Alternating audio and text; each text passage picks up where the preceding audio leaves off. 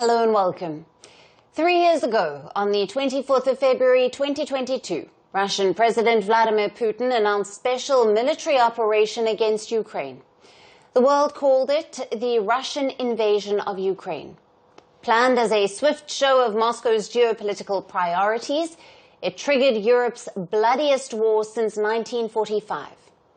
The Russian leader suggested this offensive as Moscow's endgame against NATO's expansion along the Russian borders.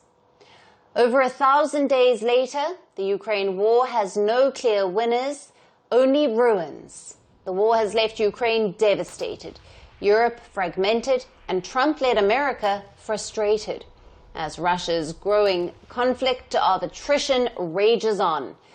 Now, Russia controls nearly a fifth of Ukraine's internationally recognized territories. Just in 2024, Russia captured approximately 4,200 square kilometers of Ukrainian territory, mostly in the mineral-rich Donetsk area. In the latest, Ukrainian President Zelensky said he is ready to resign from presidency in exchange for Kiev's entry to the US-led military alliance of NATO. Zelensky's comments come days after US President Trump labeled him a dictator without elections. Washington has increasingly cast Zelensky as an obstacle to peace, criticizing his refusal to negotiate on anything but his own terms. If it's about peace in Ukraine and you really want me to leave my position, I am ready to do that in exchange for peace. Secondly, I can exchange it for NATO membership if there is such an opportunity. I'll do it immediately without a long conversation about it. I am focused on Ukraine's security today and not in 20 years. I don't plan to be in power for decades. Therefore, that's my aim and my dream. Entering this US-led military alliance may remain a distant dream for Zelensky-led Ukraine, as the United States has already ruled out Kiev's inclusion into NATO. On the eve of the third anniversary of war, as Zelensky called for NATO cover, Russia intensified its drone attacks against Ukraine. Ukrainian President Zelensky said that Russia launched over 200 drones in an overnight attack.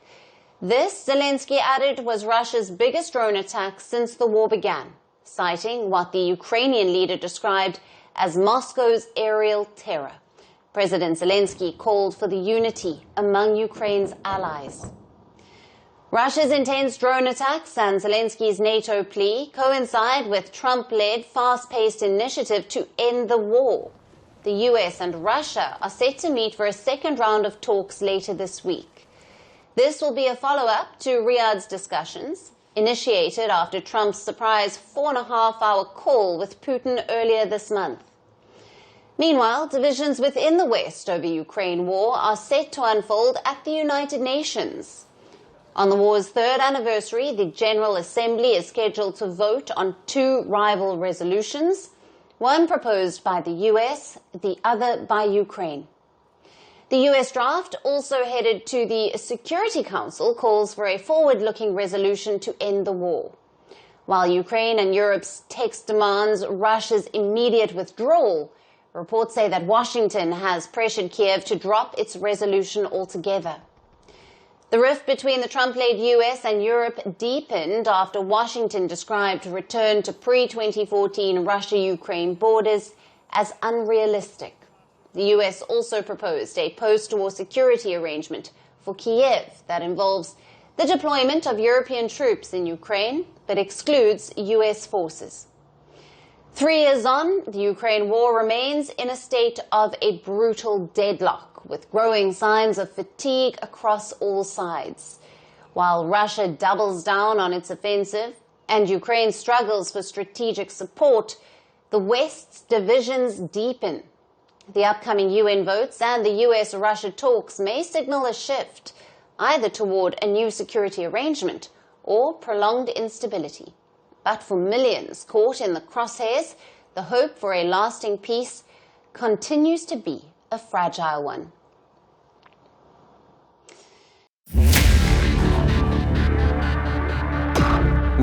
I have made the decision of a military operation. Putin's aggression against Ukraine will end up costing Russia dearly.